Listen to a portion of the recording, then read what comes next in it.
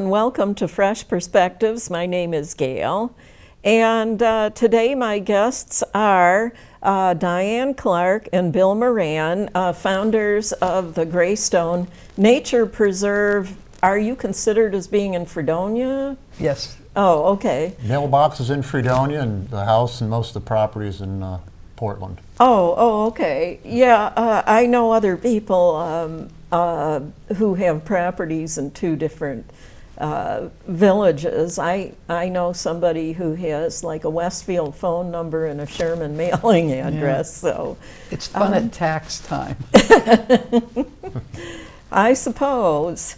Okay, Diane and Bill are here today to talk about the things that they do at the Greystone Nature Preserve. You've probably noticed that they're wearing T-shirts that say Greystone Bat, Bird, and Butterfly Sanctuary.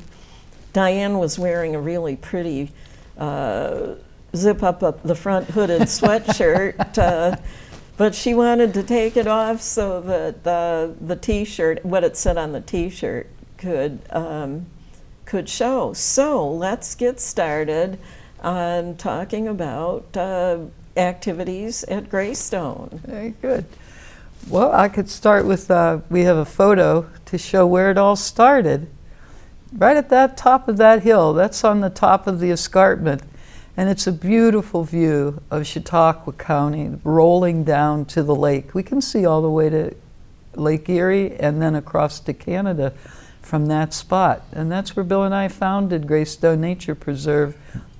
And we have the big stone, and we have a pole that says, "May peace prevail on earth." We also got married on that spot. Yeah, we did. By where the stone is. Yeah.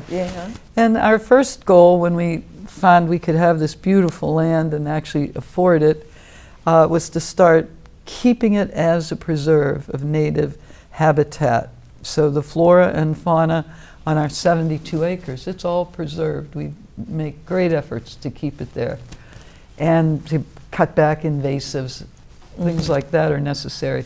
We've planted close to 500 trees now. They're all native, and yep, we think trees are really, really important. The latest they are important. They are. you know, they really are. The latest one was planted by Christina Jarvis for her mother who had just passed. And we do plantings of trees like that. People want to put their roots in Chautauqua County somehow. So we think that's really a good one. And in our next photo there, you can see the entrance to Greystone Nature Preserve. We're very laid back, aren't we, Bill? Pretty much so, yeah. But we have that little marquee out.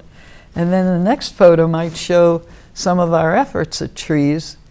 This is two young women from the Brockton School District. We're right above the town of Brockton. These are honors students that came up with the superintendent. Oh, the superintendent came up with them.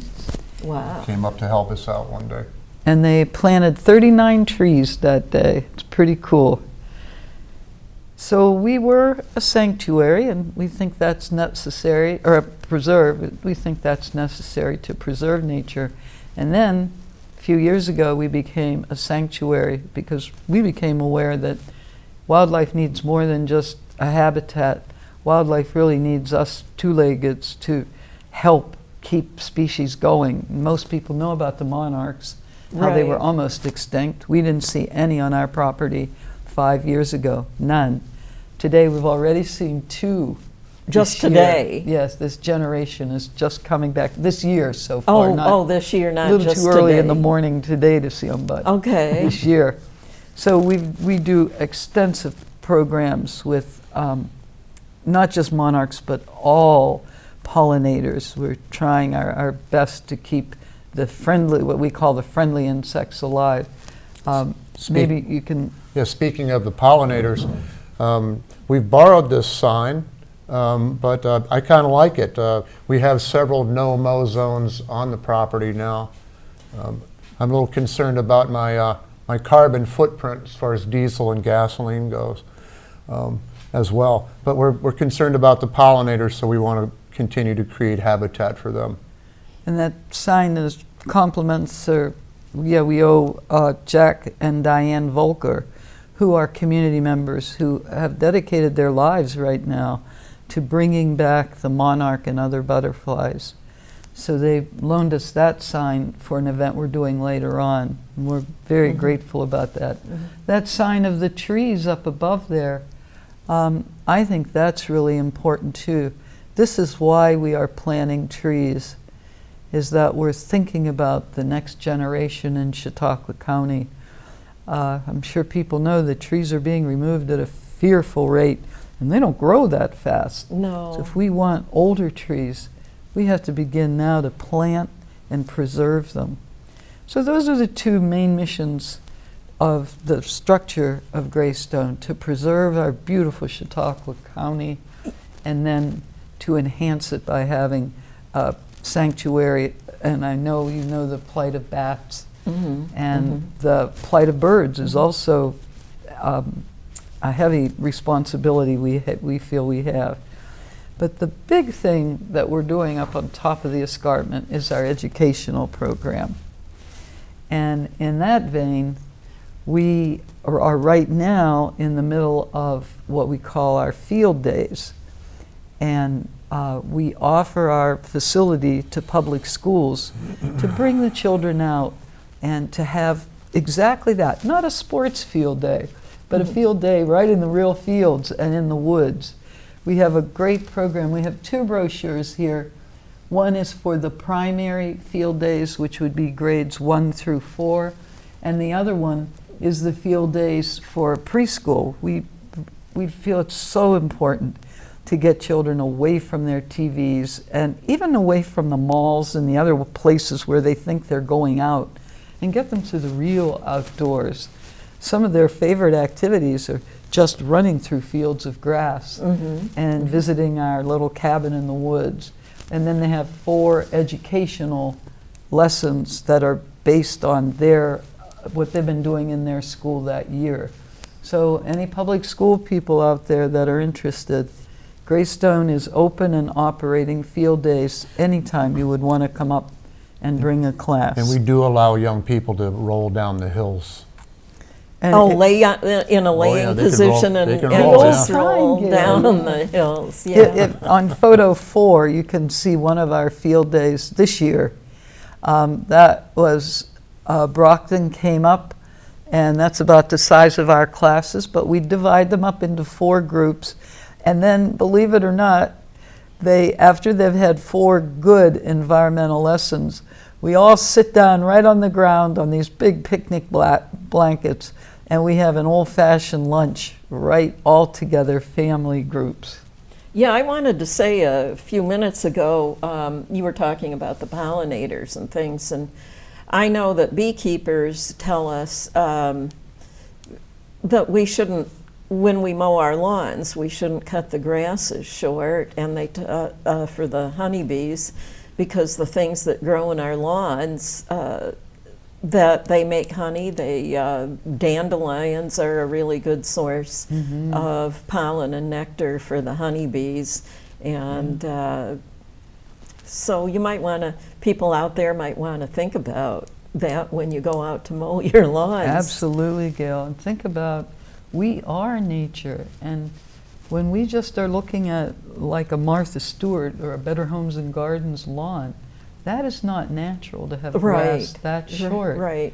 And so all these pollinators, little bugs we don't even know the names of, but they're out there doing the work of keeping this planet alive. Right. And we've just switched so much to being, I don't know, commercial, and forgotten about our natural connection. Yeah, and the honeybees are in serious trouble these days. Oh, they are.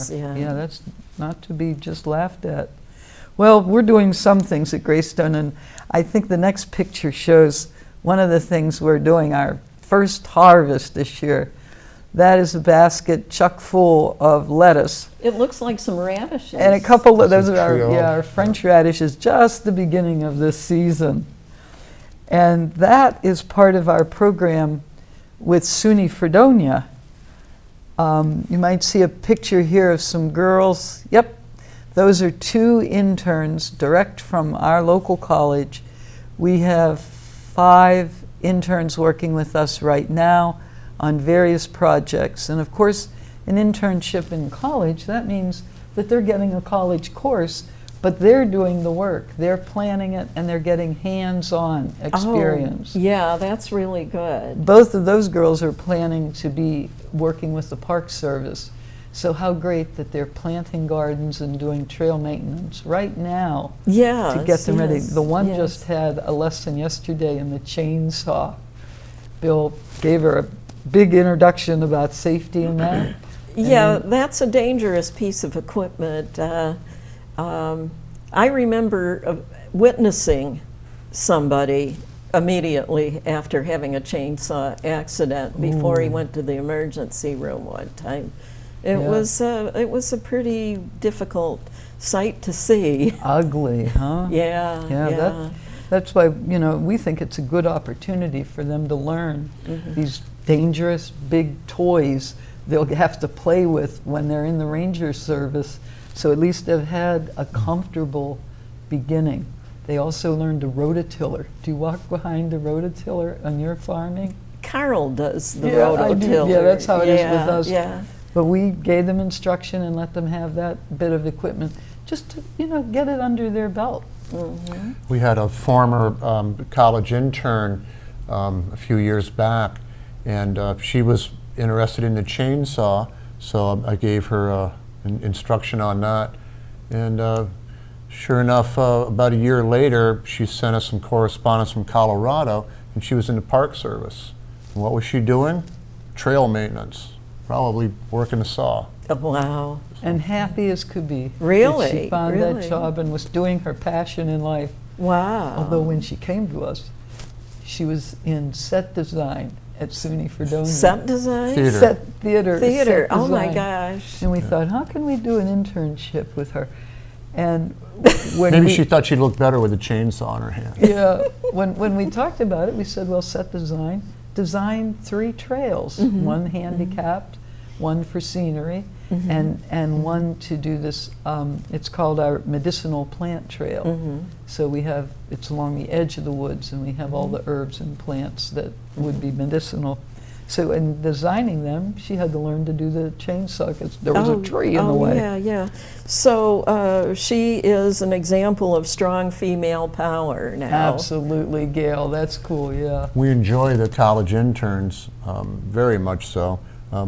I like to think of them as young, sharp minds with strong backs.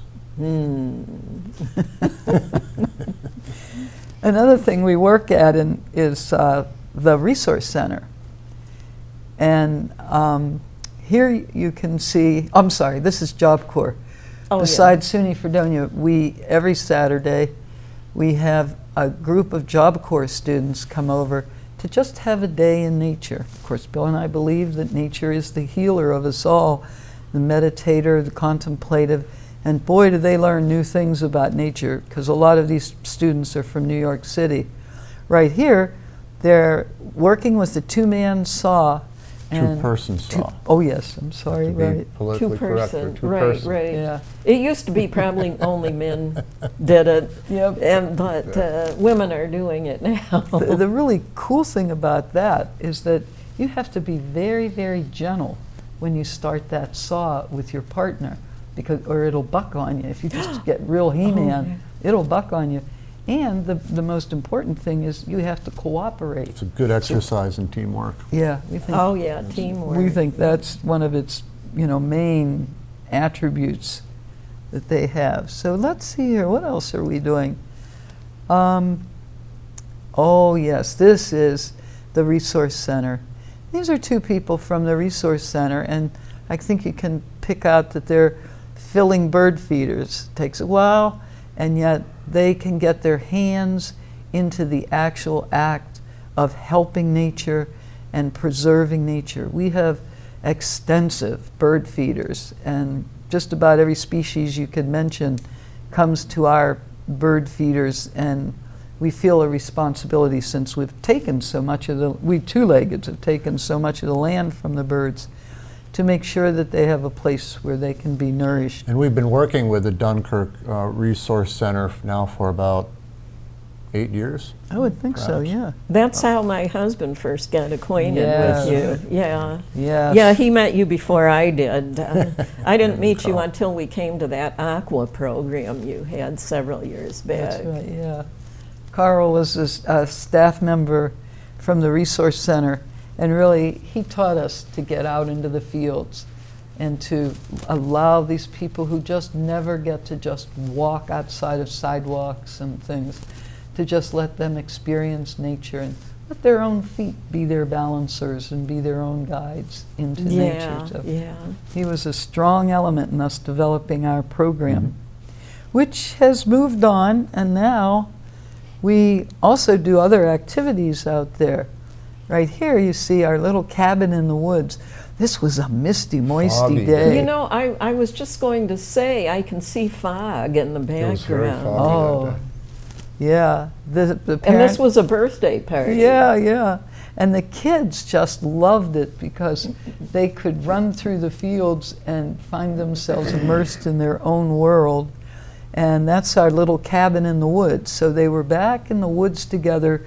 Any parents who feel they want to have a birthday party for their kids and they want them to be immersed in nature, Greystone's a place to get in contact with, because we have great reviews about how birthday parties go when they're not at home. Well, how can they get a hold of you if they want to have a birthday party? The easiest way for us would be to go online, and we're greystonenaturepreserve.com. Okay. Our email is clarkmoran@gmail.com, but that's a little tough. But if they got on our main site, Greystone is Grey, greystone-naturepreserve.com. Not G-R-A-Y, G-R-E-Y. E-Y. If we could go back to that photo just for a moment, I wanted to make mention of what's visible in there. If you look on top of the roof of the cabin, you'll see 4 solar panels. The cabin itself is about 500 feet off the road. It does not have electricity in it, but we do have solar units, so we do have some capabilities there for 2 power. lights. On the roof, on the right of that photo, on a pole, if you look at that square rectangular box that's on there, you'll see that's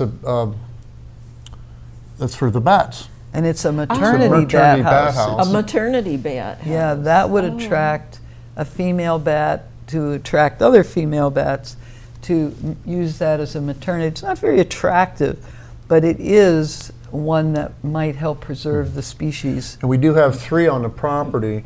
We know that one of them is occupied with at least 1 bat, possibly 2. So we have weddings, we have many celebrations out at Greystone now, because more and more people are wanting to have a natural setting. And we have this beautiful land that you can't see any other man-made thing from so many of our sites, that it makes it nice. And one of the people who's coming out that we're excited about, and it'll probably be after this airing, but the Dunkirk Historical Society is coming out. And that's, let's see, yep, that's one of our interns again. And she is getting ready to put up a teepee. Now imagine you're a college kid and you've had your math. Well, you could see in the background there's a measuring tape. Oh, She's sure getting her math, because the first 3 poles put up of the teepee are really crucial. That tripod must be laid out with geometry, math, and of course she's going back into history to put up that teepee too. So she's getting all these other learnings right there.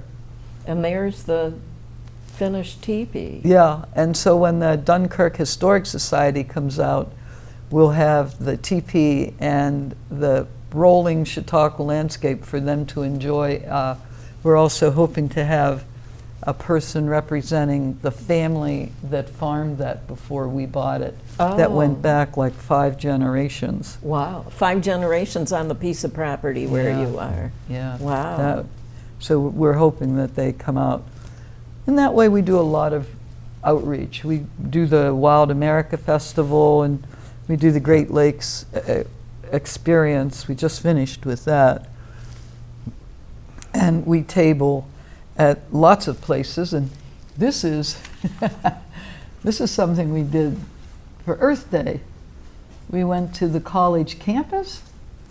Is that centered nicely? That was our advertisement. We decided that the college campus would be a great place to have an Earth Day experience, and they really hadn't planned any, so Greystone stepped up and said, let's do an Earth Month Expo. And we had 5 interns again working on that.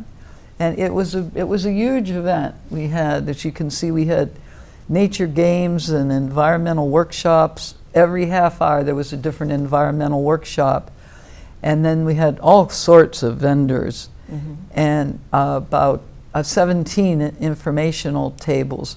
And every hour there was a different guest speaker, everything from bats to a Native American perspective to someone you had on your program, a vegan. Right, she was on my program. It aired back, I think it was in May, that Marcy Zastro, who you may remember having been on, who is a vegan educator. They had as a speaker there. Yeah, she's a really good person. So. Yeah. And some of our other speakers were Jack and Diane Volker, who talked about the butterflies. So the EME, the Earth Month Expo, was a big event for Greystone to put on the SUNY Fredonia campus. All day long we had live music. We used the choral groups, and that worked out real well for them. So that was, we had a plant swap. We had a clothing swap. Trying to bring that would have been interesting. Yeah. The only thing is, I wasn't able to get over there that day, so I missed out on all the fun. But, I think, Chautauqua County was so busy that day in so many other ways, and the weather wasn't very good. Oh, that's Remember right. that? I forgot about that. Yeah. Yeah. Well, I probably would have remembered it if I had been able to get over to the Earth Day celebration. Yeah, well, it was good. We were glad to involve the college, involve the interns, and bring the public to celebrate Earth Day. So some of our other past events that we've been doing, the Bird Club. Have you had people from the Bird Club here? The Lake Erie Bird Club? Oh, no, I haven't. Gil, but that would be an idea, yeah. Oh, yeah, there are a number of them that are really well educated in bird identification and bird habits, but I'm sure they would love to be on this show and be good for your audience to know about. We go to every meeting, and in May we have them come out for their last meeting, and we have a nature walk and then a social time and a little business meeting. But again, we're enthralled with the idea that there are people out there who care about the birds and are dedicating their life to the birds. I've been noticing that there seem to be more blue jays around out to our house this year than I remember in past years. It's like their population is They had a boom. increased. You've noticed it too. I've seen as many as 9 at our feeders. Sure. Yeah. What we've noticed is the plethora of Baltimore Oreos and orchard Oreos.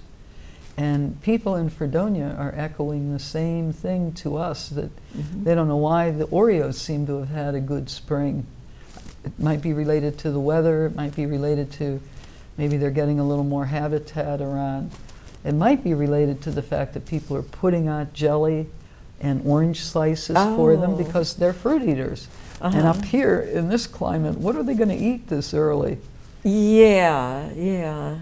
So they put out jelly and other fruit items. Yeah, we sacrificed some of our frozen blueberries and put them out. Did you? Oh my goodness, they're just gone. Instead of eating them all yourself. Yeah, they're just gone within minutes.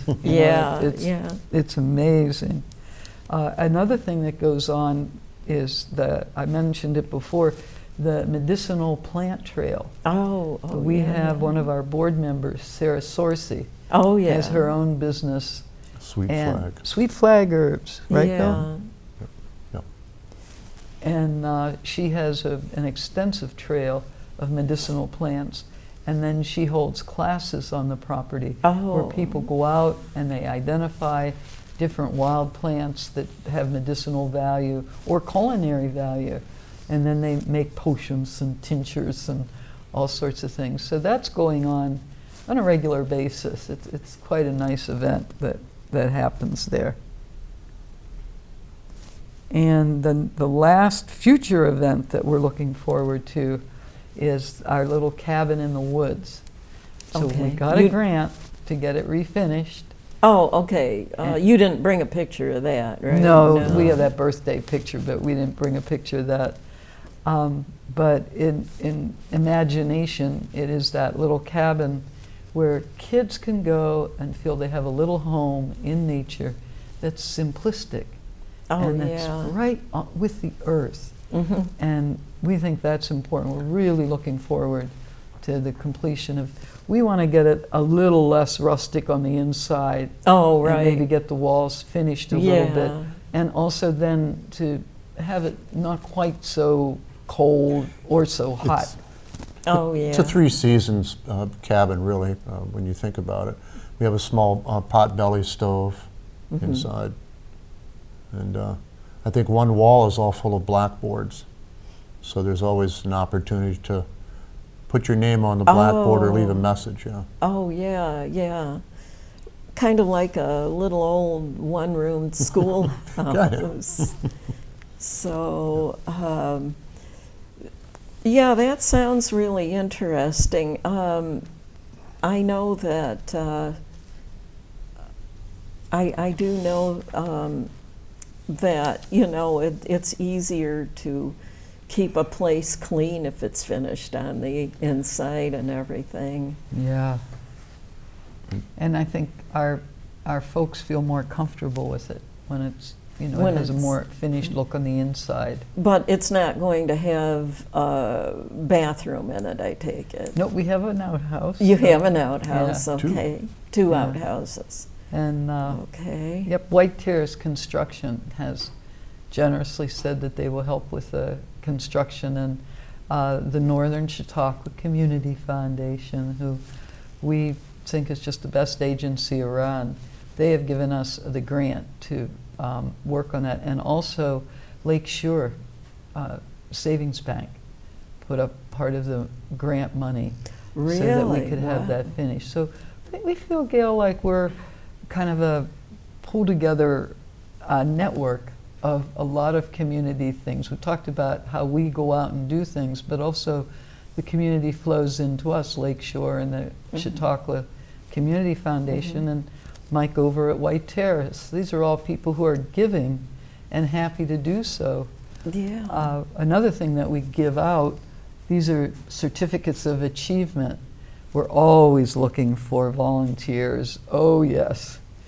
And anytime we have a volunteer that comes out and gives some time or labor, we award them this certificate. And how meaningful it is to the folks at the Resource Center to say, you helped us feed the birds today, or you helped us feed the fish, or maybe they do plant a few things in the garden. So we can give them something to show them they have some worth and some dignity and that they can contribute to the community. So that's the way we keep that web of life going. One of the things that's really memorable to me about Greystone is the chickens that live there. The rooster, I remember the rooster last spring was just gorgeous. Well, we've started, all those birds are gone. Are they? Oh, yeah.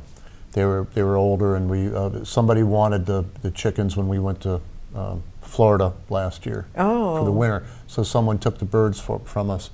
However, we have ordered new peeps. I think they're about 6 or 7 weeks old now. And we're waiting for them to start laying some eggs. Oh. Yeah. Okay. Now, were they going to, the people that wanted the chickens, they were going to keep them alive, right? Yeah, Yep. yeah. Oh, okay. Those old girls served us very well, and so did the rooster. Uh-huh. Proud and crowing and never attacked anyone. We think when we have groups that come out, being able to intermix right away with nature, and you can do that. You can hold a chicken, you can feed a chicken. We think that's so important. So they were ambassadors of nature, and they're living their days out in Sherman now. Oh, how And- nice. and having- how nice. Having a good life, yeah. The other ambassador that we have that we should make mention of is our dog Beanie. She's our meter and greeter. So Meter she's a and Meter and greeter. greeter. Meter She's and a greeter. year-and-a-half-old Australian Shepherd, and she certainly seems to like young people. Yeah, yeah. I have the canine rescue from Westfield come on once a year on this program, and that's always nice. Ann Molt comes from there and brings. She'll bring a dog with her, and we have a lot of fun. We're hoping to get over there. We've got some new cameras now. Oh, that's an idea. It never occurred to me before. The studio has acquired a couple of cameras where we can go on site to places like the animal shelters and things. Now maybe we could get out to Greystone. Oh, sure. nice. Sometime that might make a really good episode. That would be good, yeah. Yeah. And show some of these spectacular views. Yeah. Speaking of Westfield, they came to our Earth Month Expo on the SUNY Fredonia campus. The canine rescue Yeah, they did. Yeah, two of their representatives, and they brought 3 dogs, and all 3 of them got adopted that day. Oh my The gosh. 2 women, I forget their names, but they were so delighted. Oh, And- that worked out really well. Yeah. Maybe if they brought half a dozen, the half a dozen might have gotten adopted. Might have, You never because know. they were Yeah. we had 2 animal rescue agencies, but they were very, very busy with, the students just wanted to come over and pet them. And parents who brought their kids, that was the first place, a live animal. That's why we felt we had to have the dog too, so that when they get off the buses or the van, the dog is right there to greet them. And Oh yeah. yeah, we really did think long and hard about where to get a dog. And in the big, couldn't call it moral or principled picture, we wished we could have gotten a rescue dog. But because we deal with the public, we were just a little scared that there might be some idiosyncrasy or something from that dog's past Yeah. before it was rescued that we didn't know about. Right. Some people bring animals in to surrender them to shelters, and you find yourself wondering why they didn't keep them. Yeah. They must have had Some their little quirky behavior. they or must have something. had their reasons. So you find that this breed of dog is especially good with people more than a lot of other breeds. Yes. This is our second Australian Shepherd. So we enjoy the breed and characteristics of the dog. And we were very careful to not buy it at a pet store or a commercial place. Oh, right. Because we already have too many pets in this country, too many pets. And what we need to do is You mean limit. homeless pets, right? Too many homeless Too pets? many, yeah, they're the overflow of, Yeah. yes. Yeah. One of the big problems with having pets sold in pet stores. That's one of the campaigns that we worked on at the Earth Month Expo. We had a table where people could sign petitions. We actually had a petition saying dogs and cats should not be sold in pet stores. They're a surplus commodity. They bring a good price for the pet store, But what they're doing is they're spawning this whole industry of breeding dogs in puppy mills and kitten mills. Right. And these people just want to, they just look at the price tag of what this litter will bring. And we'd like to really stop that practice. And if you want to buy a dog or you need a dog, go to an animal rescue place. Right, Because there is an overload there. Exactly. And if you really want a dog, then go to a breeder yourself and set that up. But do not use this it's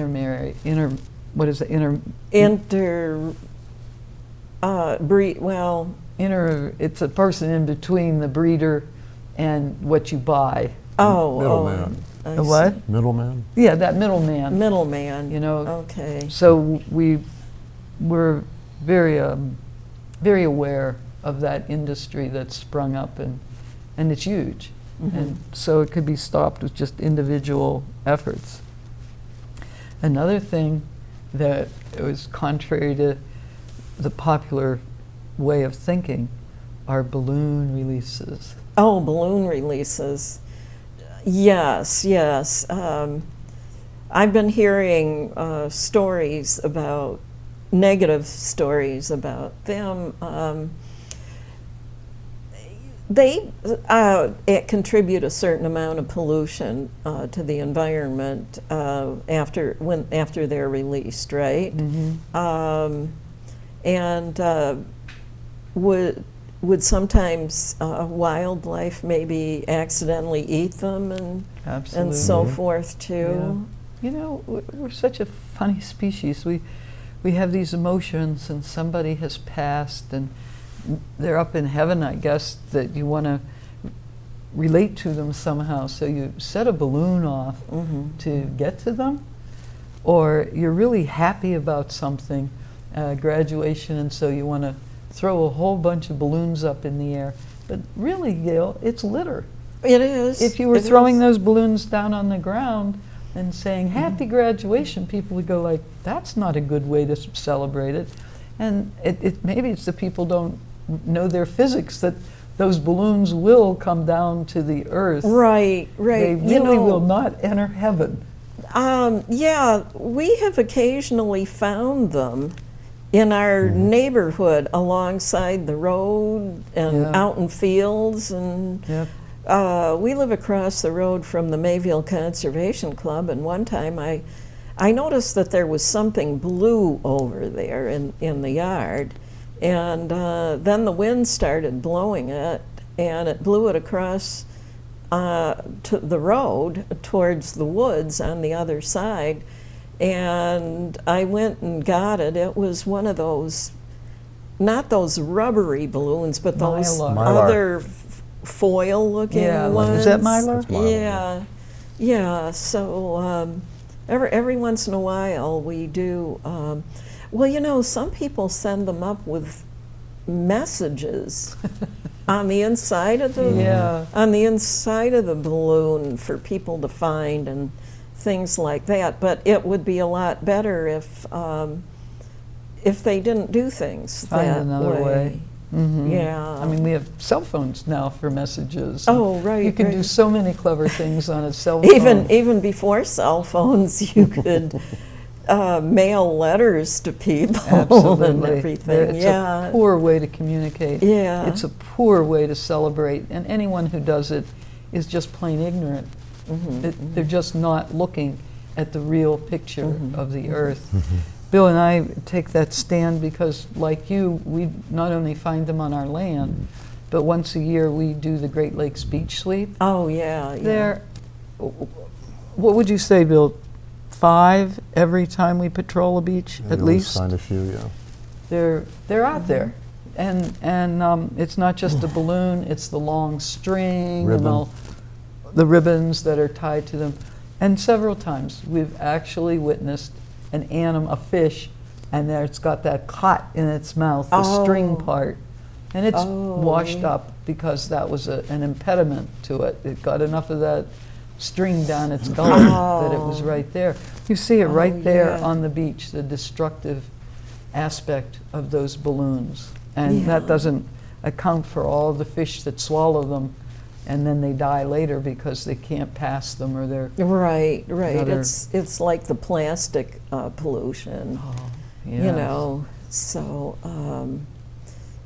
you know, it's like when people go fishing and eat the fish that have swallowed this stuff, basically they're eating some of that stuff too. They you know. absolutely are. So, so anyways, and then now, how did you do the clothing swab at the Earth Day celebration? Then We have a wonderful semi-daughter. What do you know? She's so much of a friend. semi-daughter. Yeah, It's not a blood daughter, but we've known her since she was 11, and now she's an adult. So we're not parents, but we're friends, and we're great lovers of this young woman. And she came and handled this room. They went into the dorm and asked the students, "Do you have any clothing you want to swap? Come on down." And they brought their clothing and said, "Well, I need a new this or that." And it was just extraordinary to see all these people trying on each other's clothing. It was social, and it was really in the best tradition of conservation. We all have too many clothes, probably. And yet your need, your vanity says you want something new and different. Yeah, So yeah. it doesn't have to come from a store. It doesn't have to be imported from China. Oh gosh, It no. doesn't have to imprison some 15-year-old girl in a slave management position. Right, right. A lot of young people today are getting their clothes from Salvation Army, or the rural ministry is so good about that. And consignment shops. Yes, yes, too. Gail. Not only can you get clothing lower priced that way, but it's supposed to be. Apparently, there's a lot of toxins used in the manufacture of clothing, and apparently, if you buy something that's secondhand that's been washed several times, you get a lot of the toxins washed out of the clothing before you wear it, and it's just a really good thing to. It's a bonus. It's a really good thing to wear used clothing, and I do it, and I have friends that do it, you know, and it's really kind of a lot of fun to go into places that is selling clothing, secondhand clothing, and see what you can find in your size that's really interesting looking and fun, and Yeah. so, And you wonder about its history and you know where it's been. yeah. We're so driven today by the materialistic world, by the corporations. We idolize corporations and the stock market as if our life depended on it.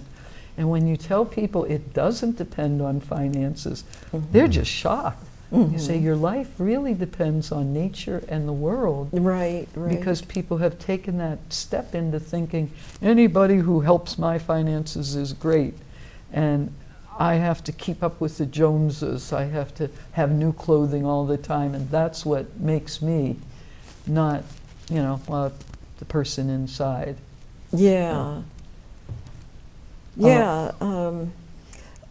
Was there anything else you wanted to say about any of those other activities that we showed pictures of? I don't know about redoing the pictures, but we're having BOCES come out this year, this summer, and the Boys and Girls Club and the WCA home. So we have a really wide selection when we're done with field days, which are grade school children. Then we go into serving the community Right. on those right. other levels. And, Right, right. We have a toddler program where little kids come out. And we very often, through the summer especially, have a parent just call up and say, I want my kids to come out and be able to experience all the things you have at Greystone. So we've been doing an extensive just family visit program that's worked for us. Bill, can you think of any other things that we've forgotten? activities. that are I coming up? remember, I think it was last year in April on Earth Day, a bunch of us came over and planted trees on the Greystone Yeah. property too. That was really fun, and then there was that plant-based meal that you served, where everything served at the meal came from trees. 50 items that all came from trees. That was a fun thing. And those trees, the surplus trees that we had from that event, they're the ones that got planted by the Brockton school children. Oh. So sometimes we think we're like a spider spinning these webs. You know, we do an event and then that's tied to school children. Jason Dullcamp brings up those. They're honor students, and they gave up a day off school to come up and plant trees at Greystone. We think that's astonishing. Yeah. And only yesterday, a young man who's a volunteer, Tristan is his name, he came up and he and I went and checked all those trees. So it's pretty hard to do alone. You know, you have your little marker, well, this one is alive or dead, this one. So it's really nice to have somebody scout the trees ahead of you. So Tristan walked ahead of me and he scouted all the trees and he reported whether they were alive or dead, and we were a good team. Do most of them survive then, the trees that get planted? Most, yeah. Most of them? But, you know, there's always an attrition rate, and we're having a really wet spring. Oh, yeah. Some of them were in like puddles of water. Yeah. Just yeah. wet, wet. But we have a pretty good survival rate. I mean, that's the law of nature too, that everything isn't going to always be getting bigger and better and more and more.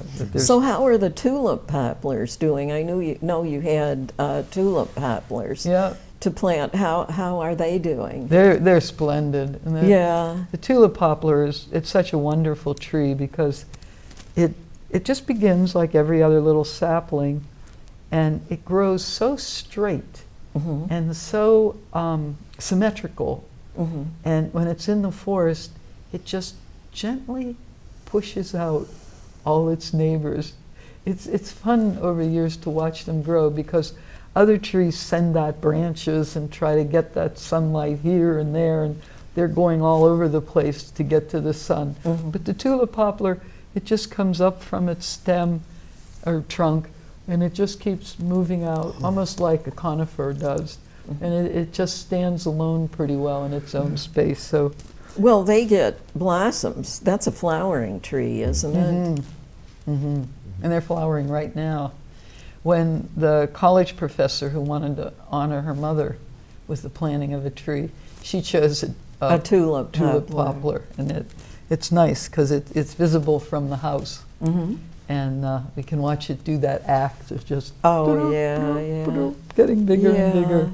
And then there were a lot of maple trees that got planted that day too. The maple does real well. Oh yeah. Maple will make it almost anywhere. It'll get its trunk going, and then it'll sprout out wherever it can find some sun. Bill does a lot of that.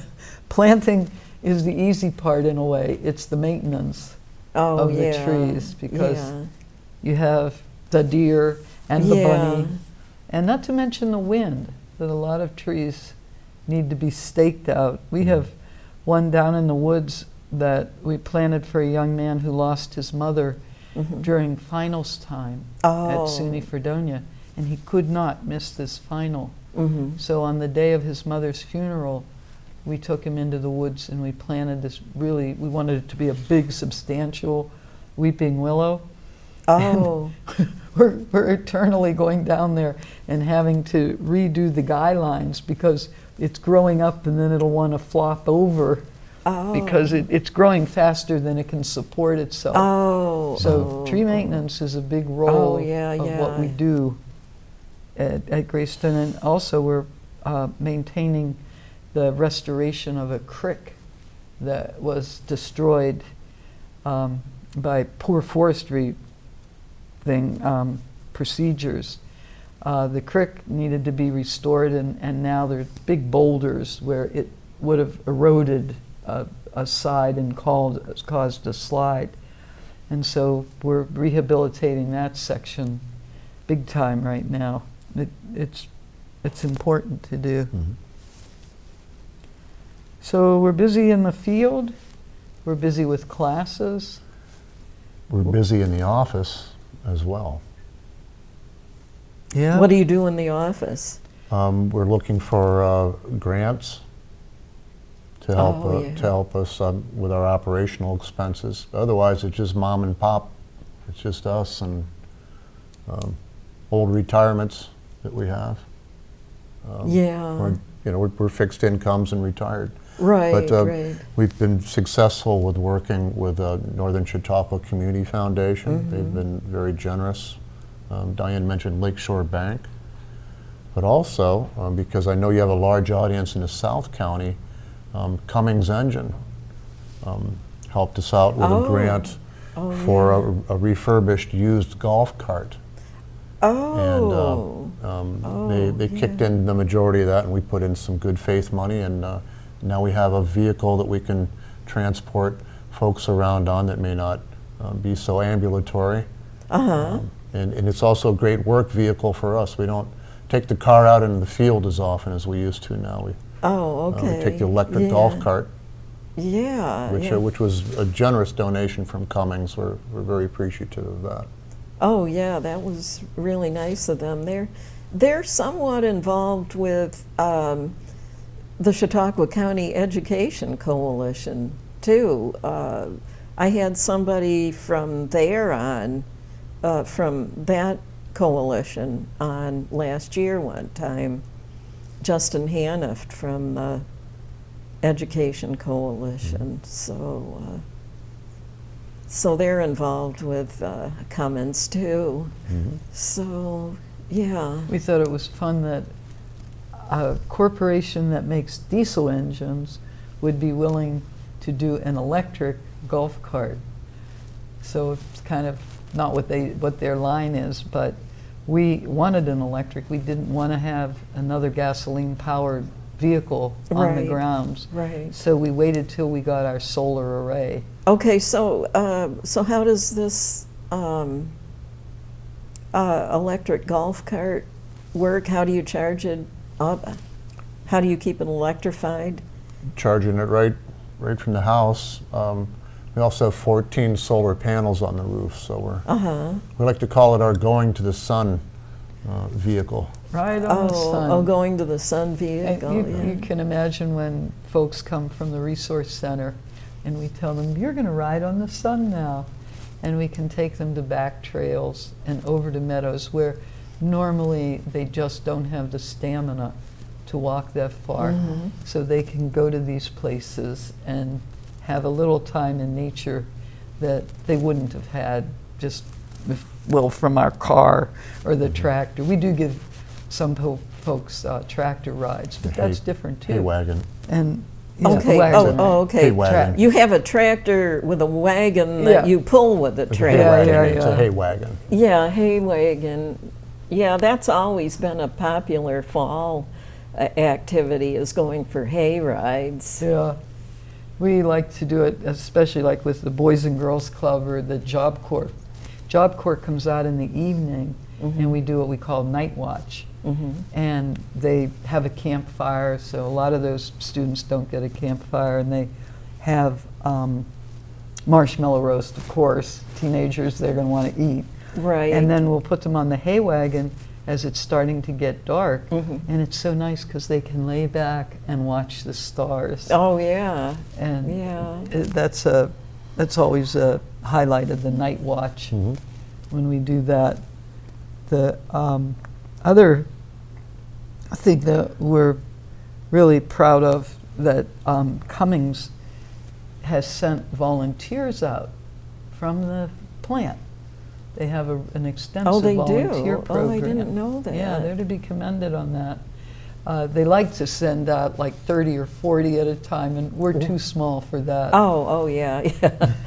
But So- we can take, like 6 and give them a worthwhile volunteer opportunity And then they get that day off work, and the company Oh, okay. stands by that. Okay, Because- so these are people, just employees. Just regular employees who get, of yeah, a day off Cummins work. come out and do some things And to that's help you out. Probably something we didn't mention enough is that we are a 501c3. So Right, we are right. a charitable organization. And so they get that on their record too, that they worked for something that was just above the, their own personal gain. They worked for a community organization. And we do have a board of directors. That's part of the office work too, is running this. Go ahead, Bill. I was going to say, we're also grateful to the town of Pomfret Highway Department. They help us out with our Adopt a Highway. Oh. We have 2 miles of Bear Lake Road that's been designated as an Adopt a Highway that we've done for probably about 7 or 8 years. When we're doing thank yous. And you keep it cleaned up is how you take care of the adopted highway? Okay. 4 times a year, we walk 1.5 miles of Bear Lake Road, and every bit of litter that we find, we pick up. And thanks to our great highway department there, it gets to the landfill because we can leave it with them. Sometimes there isn't much, and the other day there were 23 tires. So we Tires? tires, yeah, car tires. Left along the road? Yep. Over the bank, worse yet. You had to scramble down and pull them up. Over the bank from the road? Yeah, it's still being investigated. We think we know who dumped them. It happened once before in the 20 years we've been up there. They're sort of easy to trace if you have the right clues. So Really? we're hoping eventually Really? we'll find who So, dumped so them. people actually go out and deliberately dump tires? Sure. More than that. I've picked up toilets, deer heads, window air conditioners, Oh my gosh. bags of diapers. Some people feel our country roads are just a place to dump their trash. Yeah. A lot of lottery tickets and Slim Jim wrappers. That's mostly what it is. Oh. Yeah, some days Yeah. we do it 4 times a year, and sometimes we can hardly fill a grocery bag with the little bits and pieces that are along the road. But then, every once in a while, Okay, so that's what you do. You said it was being investigated about the tires. You report it to who? The police department? Sheriff. The sheriff's And then they department? send us a DEC. so it's part again of our webbing that we're with the Yeah. highway department, and not Yeah. just the Pomfret Highway Department where our main road is, but Portland where we pay our taxes. Just 2 days ago, delivered a wonderful pile of wood chips. It was a win-win. They had the wood chips, and we needed them for our handicap trail. Oh, yeah, And I yeah. mentioned it to Ken, and there they get delivered. It almost makes your eyes water to think that the community's supporting us in the ways that we really need it. And we hope we're doing a job for the community in getting people connected to nature. Yes, you do really serve a really good purpose out there. Unfortunately, we've come to the end of another episode of Fresh Perspectives, and I wanted to say thank you to the two of you for coming on today and sharing all this really important information about what you're doing for nature. Well, thank you, Gail, and also everybody that's involved with the production of this. Oh, Yeah. yes. The man behind the camera. You all are a And the community guys in the asset. other room. Not just community access, but community asset to keep us all yes. connected. Yes, so thank yes, you. that's why we're here. We're a 501(c)(2) here at the studio. So I will see the rest of you in the viewing audience in a couple of weeks on the next episode.